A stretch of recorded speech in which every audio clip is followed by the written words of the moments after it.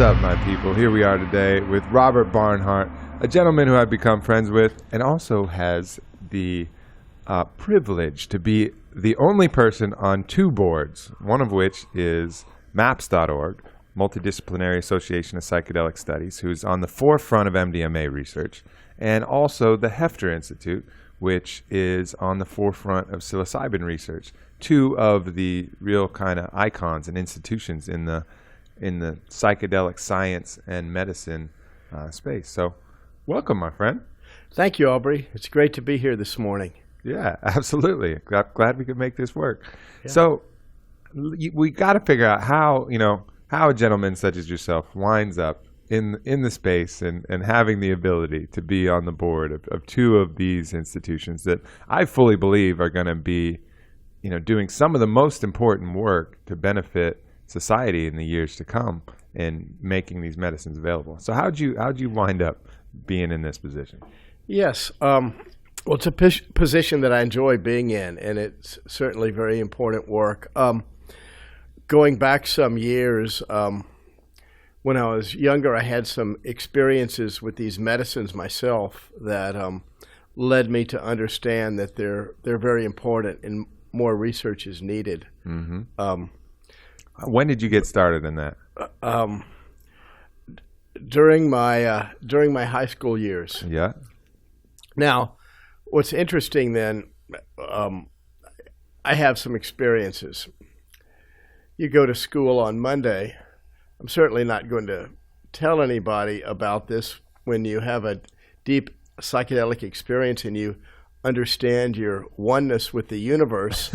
You go to high school on Monday morning and you talk about Wait, what do you mean? What are you talking about? High school isn't a fertile ground for exploring deep psychic and consciousness work? And they're going to lock you up. But my thought back then is during the week, and this was the early 70s, my thought back then during the week, your teachers discuss theory with you in school. You have maybe one teacher. You'd have your English teacher, your math teacher, algebra, whatever, and you'd have a psychedelic teacher. Mm-hmm. And the teacher would teach you. You talk about theory. This is hypothetical. Hypothetical, of course. This didn't happen. Didn't happen. No way. Okay, good. No way. I went to the Kincaid High School in Houston, Texas. Very conservative high school. And then it would have been great if it had happened. In any case, then my thought was, young teenager, that on the weekend we should have an experiential class. Field trip, exactly. And that seemed like a good idea because contrary to what I'd heard and what I'd been taught, is it occurred to me that these medicines, when used correctly, properly, had a lot of intelligence to them and were worthwhile. I was quite shocked. So if we move forward a number of years, to say the late 80s, I was seeing a family therapist over some issues with my stepfather. And I finally opened up to him about my interest in these psychedelic medicines and psychoactive sacred substances. And this therapist says, probably 28 years old, I was 28 years old. He says, "Why don't you see what's happening in the field?" I said, at first I thought this guy was going to lock me up when I first started seeing him. See what's happening in the field. I said, field? He says, yeah. So I wrote some letters to Andy Weil. Tim Leary was alive then. Mm-hmm. A few other people, anybody I could think of. And I got letters back. Andy wrote me back. Tim wrote me back. One of the things they said in there was, you should get in touch with this guy named Rick Doblin. Oh, wow. So I wrote Rick a letter. I didn't hear back. I wrote him another letter. I didn't hear back. I wrote him a third letter, and I heard back. And he later told me that he, at that time, he didn't think I had any credibility, so he didn't answer me. But the third time, he believes in persistence, and he wanted to see who was being so persistent. That's a really valuable lesson. So, Aubrey, that's how I first actually became active in the field when I wrote those letters. And for everybody who doesn't know, Rick Doblin is the head of MAPS.org. Yeah. So this was about 84, 85. Before Rick had started MAPS, he had an organization called Earth Metabolic Design. And MAPS is better. And easier to say. And I was involved with him a little bit on that. And then there were hearings back in the summer of 1985 on whether or not to schedule MDMA, summer of 85. And I believe there were 3 hearings on the West Coast, Midwest, and East Coast. I might not be. They should have had to take MDMA during the hearing when they were making their decision. That should have been the requirement. That should have been it. And as many people may know, the federal law judge, I think his name was Francis Young, decided that his decision was MDMA should be placed in Schedule 3, which is the same schedule I believe Valium's in. Mm-hmm. And Aubrey, the DEA, the Drug Enforcement Agency, overruled that and put it in Schedule 1. How rude! How is that even their prerogative? Yeah, it doesn't make sense. Did we elect them? No, I didn't vote for them. No, seems unconstitutional to me. So Rick, at this point, who is I think he's got his undergraduate degree at this point from New College in Florida, and he forms the Multidisciplinary Association of Psychedelic Studies with the main goal of moving MDMA from Schedule 1 to Schedule 2 or Schedule 3. And Rick, being a good enterprising Jewish boy at this point, he looks at the system and thinks, I'll take it one step at a time. I'll work within the system, and I'll get this done. I'll accomplish it. Mm-hmm. And he ended up going to Harvard and getting a master's there and then a doctorate in public policy. So he had the credentials to do what he wanted. Yeah. So how did I get into this? One of the first things you've got to do is prove that a medicine is safe for humans to take. So we needed to do rat studies. So I assisted him with funding to do a rat study. I think it was $2,500 to give rats MDMA and then look at them. Did you play house music for the rats? See, you should have totally played some house. I guess it was the '80s. Maybe there was no house music, so played some good, Michael Jackson or something for them. I think those rats had a good time until they met their maker, and until they met their LD50. It was it's a difficult decision for me, though. I've do some Tibetan Buddhist practice and do my best to have some compassion. So the idea of sacrificing these rats, but the cost benefit for a few rats for perhaps many millions of people felt worthwhile to me. So we did the rats, and at least if the rats have to go, Robert. You mean you got them MDMA before they left? It's safe in rats. At least we should have taken it off of Schedule 1 for the rats, so they could, so the rats could party a little bit. Yeah. So work out some of their rat issues. Yeah. They're always trying to hold each other down. You get that analogy about rats. One tries to climb out, everybody pulls them back. Maybe if they got some MDMA, they'd be like, "Good for you, fellow rat. Go seek the light. Seek better, greener pastures, my friend." It could change the whole rat societal structure. A little heart opening. Heart opening, yeah. We're not going to claw you back down to the rest of us. Mm-hmm. Go for it, fine rat. Yeah. Now that's an interesting research idea there. Yeah, that would be pretty interesting. But more importantly, we got to get this out to the veterans, because that's I think of all the MDMA research, that seems to be the group that I think Rick has correctly identified as this really highly, and it's a group that really needs it. So there are strong indications that MDMA is very beneficial in the treatment of post-traumatic stress disorder, which these veterans coming back from Iraq and Afghanistan, as I understand it, are really suffering with. And the statistics I've heard, which I actually find hard to believe, but it's what I've heard, that we have one service person a day committing suicide because of this PTSD, which is tragic. I just got back from a meeting with Rick, and there are currently 4 studies going on with MAPS working with the Veterans Administration, giving MDMA to veterans in conjunction with the Veterans Administration, using both their therapeutic protocols and the therapeutic protocols that MAPS has worked out with the Federal Drug Administration. So this is quite a breakthrough when we can say that we have a branch of the government, the Veterans Administration, that's now working with MAPS. Yeah, and so some people might hear that and say, oh, well, Veterans Administration won't know what to do.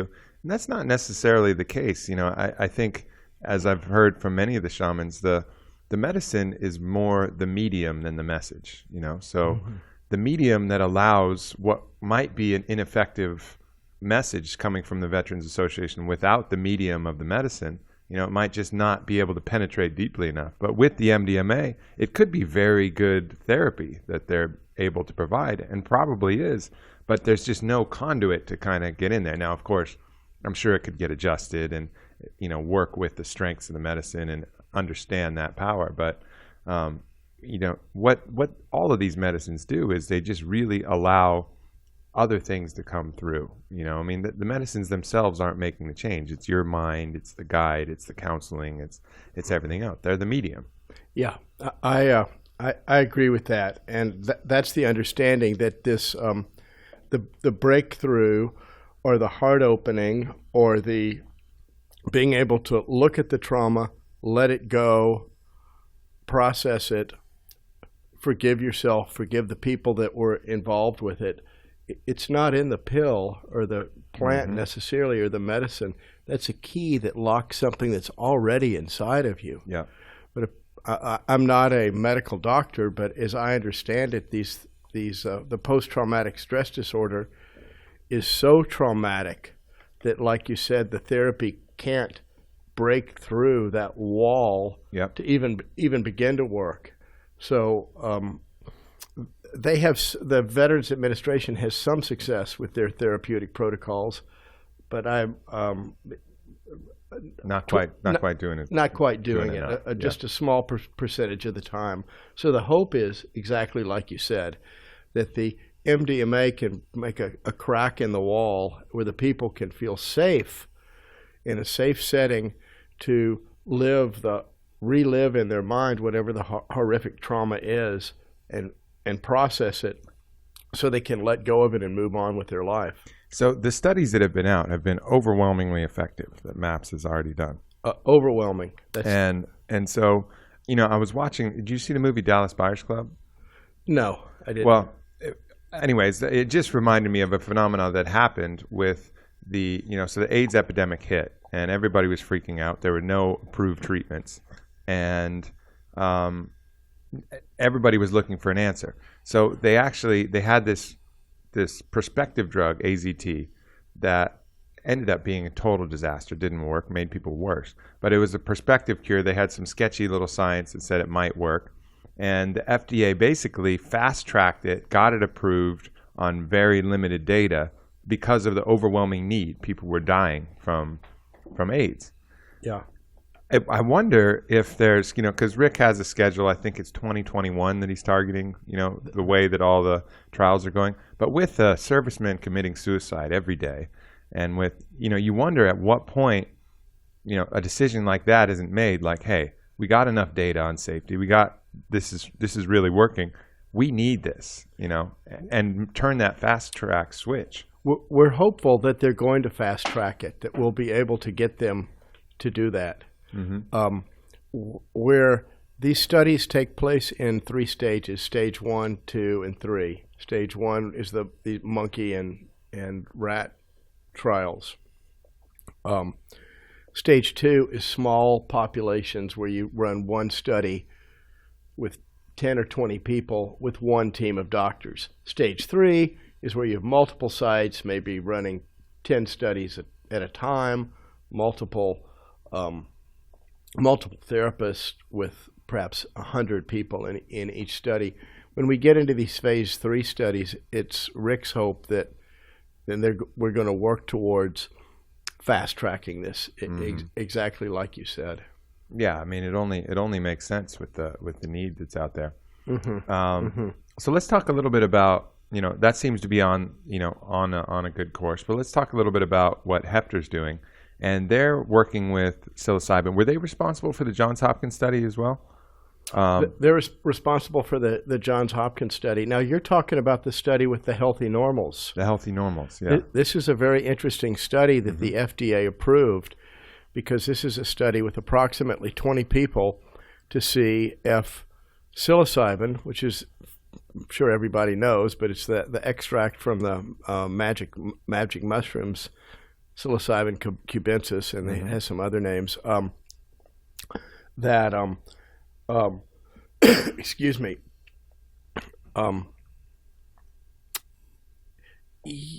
So what this is looking at, this is very interesting, is that you're seeing if psilocybin can occasion a spiritual experience in individuals that has lasting meaning over time. So the study was run, and it was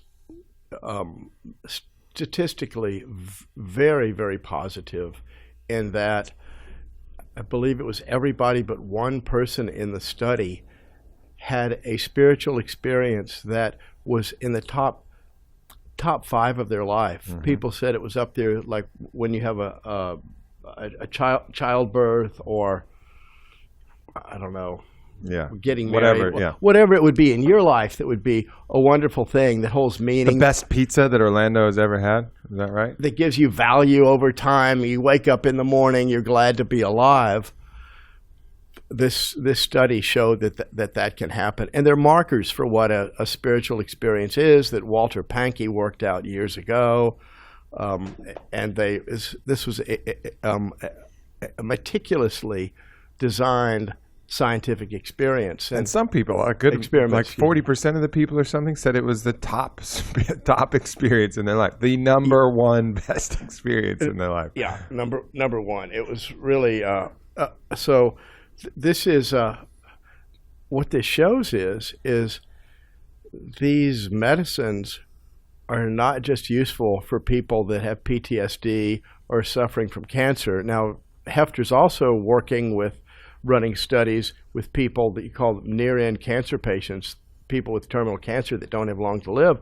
But what that study shows is that scientifically is these medicines can be beneficial for people who don't necessarily have some crippling medical problem, and that I once had a rubber stamp that said you don't have to be sick to get better. Yeah. So so Heffter has been giving meticulous scientific studies, and I should mention both with Heffter and MAPS with the MDMA and psilocybin, we're not just giving somebody a pill like we would Prozac or Zoloft. There's extensive therapeutic counseling before the session, after the session, and then during the session. Because these experiences are this energy or this love or heartfelt feeling is inside of all of us, the therapists are not directing the session. They're just facilitating it, being there for the person to talk to them if they need to talk to, because we all have this innate wisdom inside ourselves. If you give somebody the opportunity, their own innate love and wisdom can come out. Mm-hmm. And then there's therapeutic follow-up after that. Yep. So it's to some extent, and the researchers, I'm not sure if, this is really like a modern, what way I look at it, like a modern ritual that's being created, if you will. It may not be everybody's cup of tea to go down to the jungle in Peru, sit up with all the insects and noises and indigenous songs, and then go back to their job on Monday, they might be more inclined to go down to their therapist's office and spend a day down there with them, and this is maybe accessible to more people. I mean, when I look out at the future of this, and once you get, once this does get approved, because it seems with the evidence being overwhelming, I remember I was at the MAPS conference, and I was one of the doctors who had been administering the psilocybin in palliative care, had been a psychiatrist for, 40 years or some really long time. And he said basically one session with psilocybin was equal to 3 years of therapy, at least, and for him to say that, and he wasn't, he's been working with these people his whole life. He's seen the results, 3 years of talking or 3 hours with a patient who's taking psilocybin, and when you see results like that, I think the inevitability of this getting approved is extremely high. I would agree. And that seems to be the consensus, is with the therapy, the medicine plus the therapy, one session can be worth some years of work. The one funny story that he mentioned, though, is it's a double-blind, placebo-controlled study. So double-blind meaning that not only the patient doesn't know, but the practitioner isn't supposed to know who is getting the medicine or not. But it's a funny dilemma because it's not like a very subtle effect when somebody is taking a large amount of MDMA or psilocybin. If you have half your wits about you, you'll pretty much be sure that something's going on there. I think they give them some niacin or something as the other placebo. It's niacin or nicotinic acid. It just gives a little flush And does your ass itch, or do you feel like you're communicating with God? I don't know. One or the other is happening right now, and it's hard for me to tell what's going on. It's true. There does seem to be a what's the word? Almost like I don't know, nursery school or kindergarten quality to the studies. It's like, could we all grow up and understand this? These medicines are so powerful. The idea of doing a double-blind placebo is, it doesn't make sense. It's a little ridiculous. It's a little ridiculous. Yeah.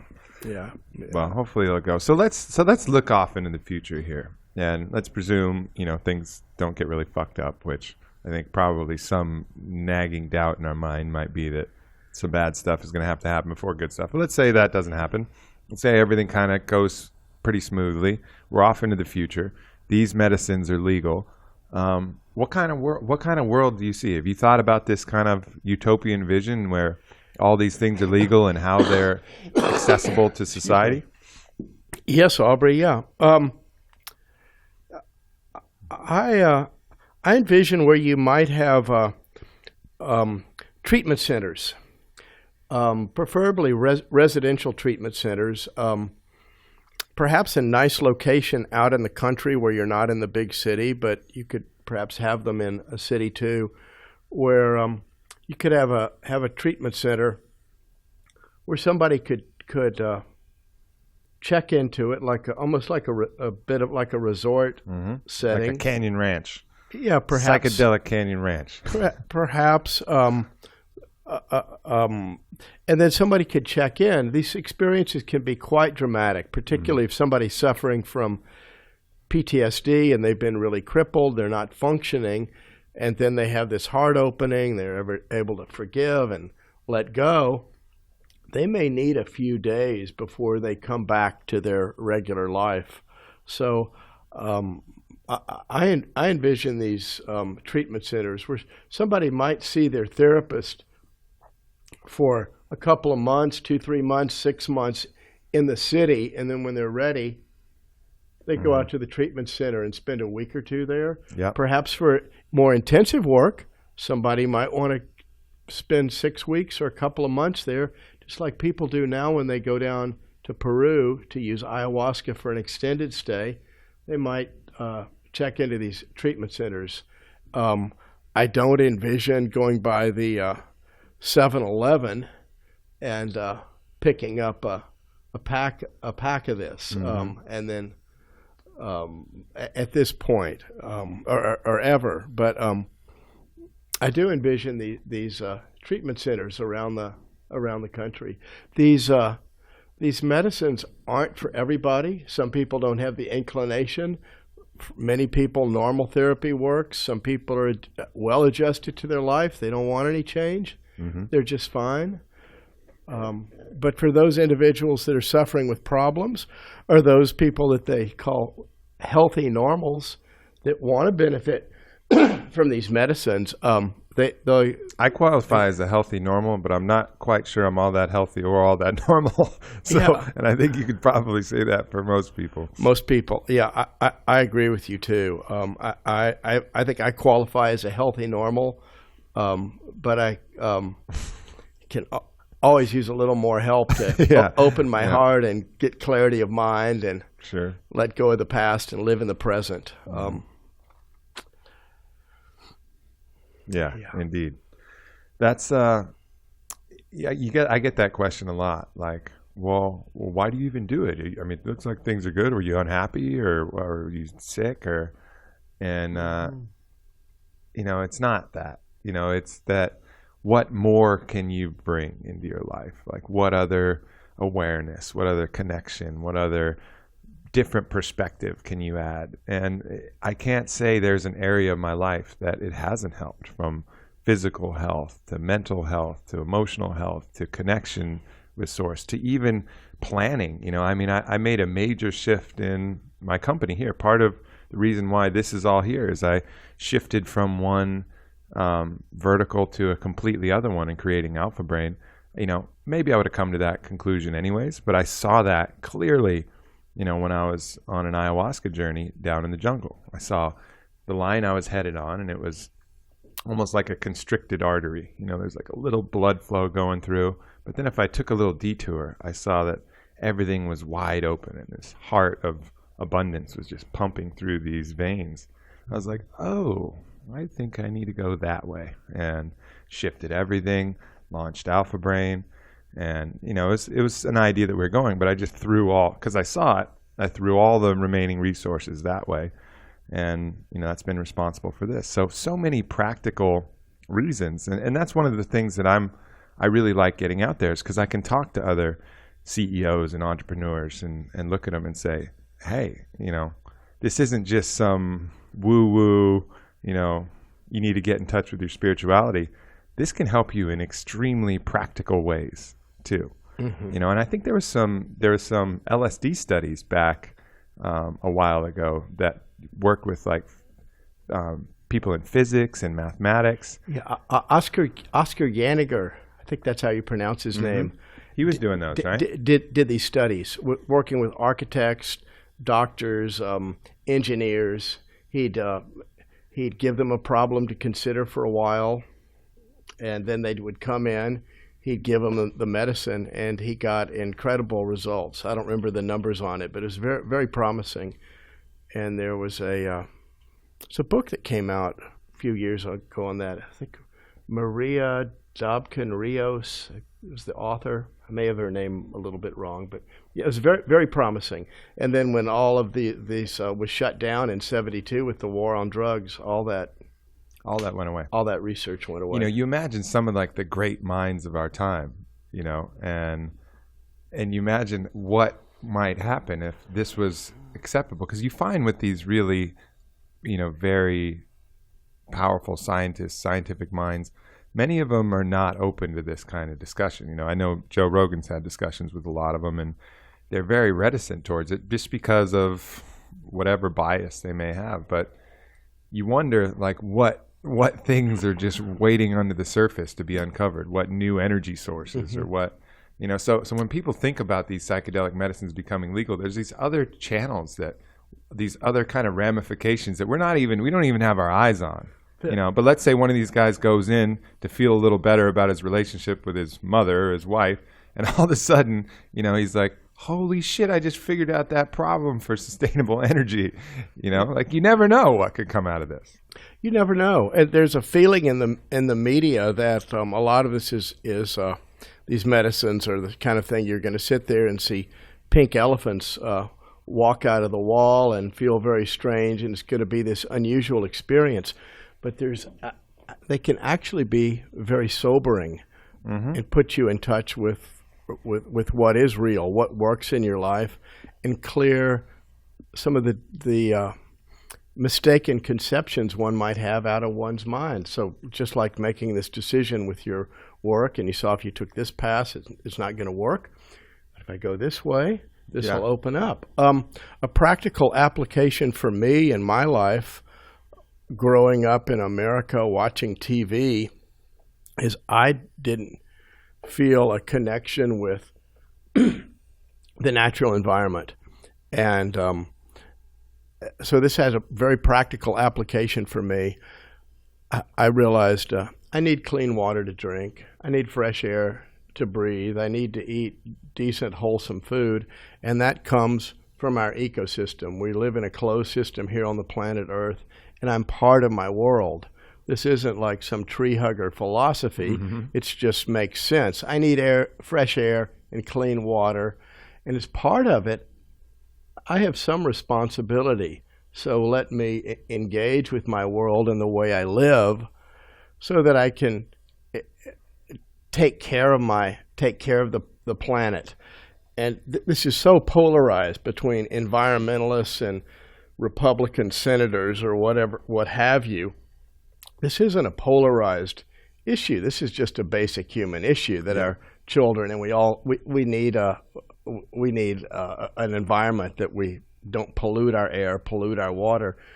So this is a very practical application where we're just looking at the basic survival needs that we need as an expanding population on in an environment that's a closed circuit. Yeah. If we don't take care of it, we're not gonna be able to live. Sure. So this is important to me with these medicines. That's an area that you see this in anecdotal reports, but there's certainly been no study on this, as far as I know, how this affects people. So you're talking about Yoniger's study and solving creative problems, and I'm talking about developing some responsibility for the environment.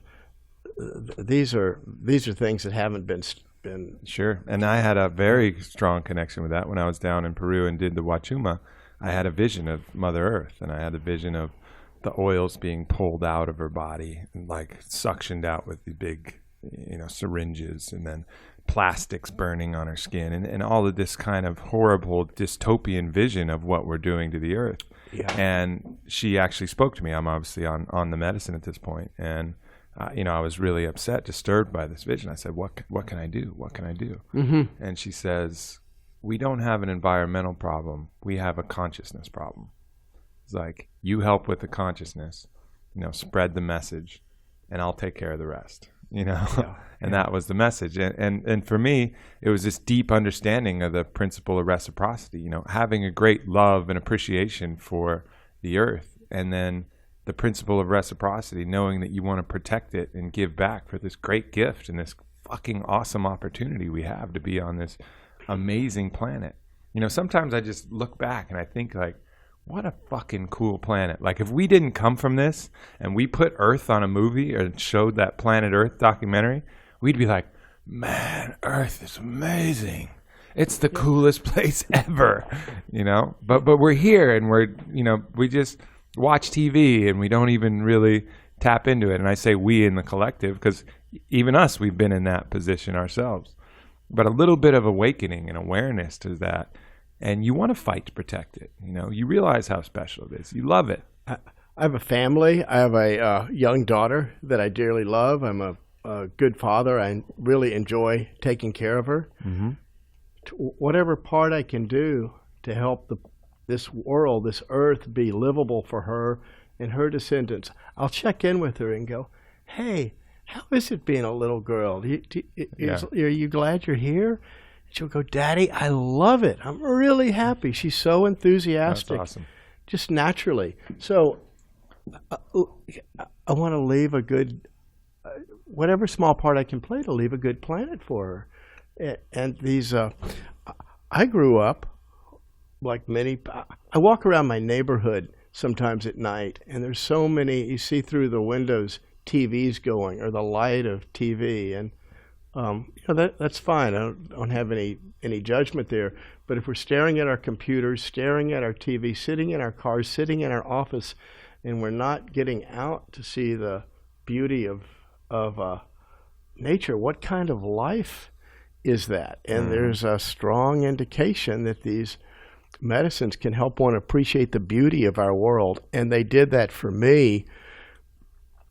Being born in the 50s and growing up with a lot of television, and I didn't realize how beautiful the natural world is and our ecosystem is. Oh, the sunrise and the sunset are beautiful. That butterfly is beautiful. Yeah. That cloud, just to put it in old-fashioned religious terms, God is such an amazing artist. How did he or she or make that cloud? Look, Aubrey, check this cloud out. Yeah. And not to sound silly, but the natural world really is beautiful. Yeah, when you lose that sense of awe, at what's going on, that's one thing that the medicines can bring back.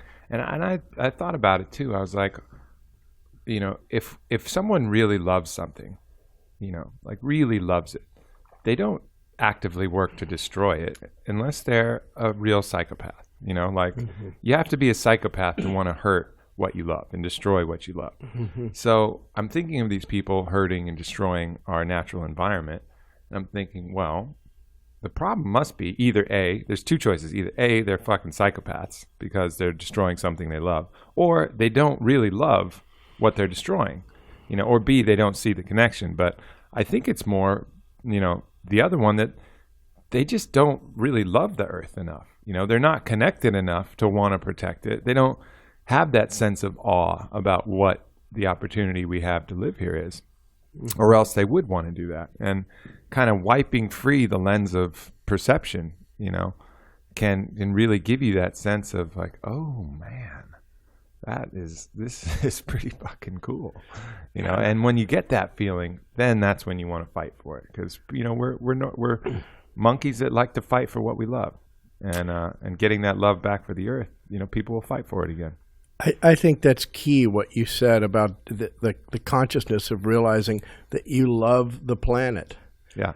And one gets to the point where I didn't grow up in my upbringing with the phrase, love yourself. I think, what did,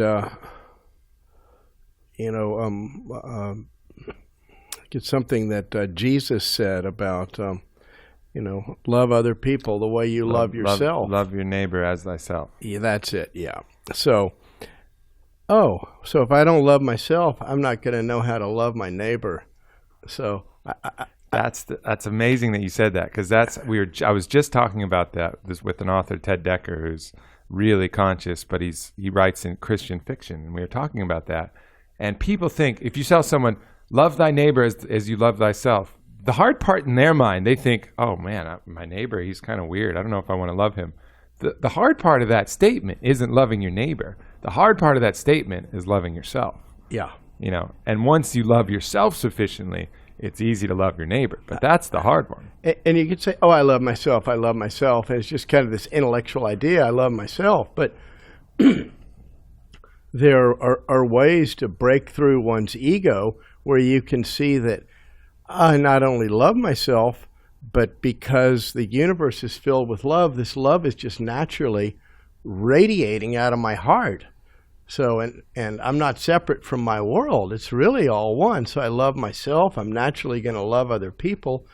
And then you love the planet, because the planet gave birth to all of this life. Yep. And it's just... planet gives birth to form as we know it. And we know something, we understand it, and then we love it. You know it, and you love it. If you don't know it, you can't love it. That's right. That's right. Well, Robert, thank you for stopping by and sharing some love here on the podcast. You're welcome, Aubrey. I enjoyed talking with you this morning. Yeah, definitely. We had a good panel. I really liked that format of that panel we did in this discussion here in Austin. I've got a shameless plug. Do it. To make. I in the next month here, by the end of July, or by the time you're listening to this, it'll be finished. I'm right on the verge of completing a film called A New Understanding: The Science of Psilocybin, which is about the research that the Heffter Institute is doing with psilocybin. So I hope everyone can go to a theater in their neighborhood, or as much as I have talked about television and the dangers of television, tune into your local channel to watch A New Understanding. Get on it. I can't wait to watch that. That'll be great. Yeah, that'll be great. Any other ways that people can get in touch, or maybe donate to MAPS or Heffter? Or? All this research is currently privately funded because these medicines are in the public domain. They cannot be patented, so there's no incentive for big pharma to invest in this. And this is really important research with the war on drugs and so many people incarcerated or in jail. It's really criminal that this is happening to these individuals. So all this research is privately funded. So the MAPS and the Heffter Research Institute truly need donations from people, whether it's $1 or $5 million. Whatever anyone can give is deeply appreciated, and the money is well used. So you can find out all this information on www.maps.org and www.heffter.org. One F or two Fs? Two Fs. Two Fs. Heffter. Mm-hmm. It's named after Arthur Heffter, who was the first person to synthesize a psychedelic medicine. He synthesized mescaline from the peyote cactus back in, I won't have my date quite right, but it's roughly somewhere around 1897. Hats off to you, Mr. Heffter. Good job. And thank you to you, Robert. That was awesome. Look forward to more conversations in the future. Thank you, Aubrey. Definitely. Take care, everyone.